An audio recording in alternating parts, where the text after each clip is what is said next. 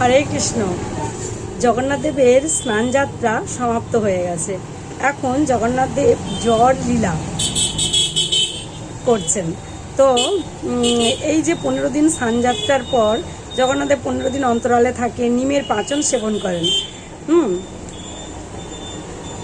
এই জ্যৈষ্ঠ মাসের প্রচণ্ড দাবদাহে কোনো মনুষ্যকে যদি ঠান্ডা জলে স্নান করানো হয় বেশি পরিমাণ, তাহলে তার জ্বর অবশ্যম্ভাবী। সেই রকম জগন্নাথ দেব পতিত পাবন জগতের নাথ।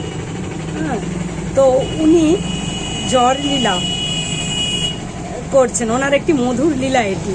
তো জগন্নাথকে 108 ঘোড়া জল দিয়ে স্নান করানো হয়। তারপরে জগন্নাথ দেব এই লীলাটি আমাদের কাছে করছেন যে জ্বর লীলা, ওনার জ্বর হয়েছে 15 দিন। তাই কারণে জগন্নাথ বলরাম সুভদ্রা অন্তরালে থাকেন।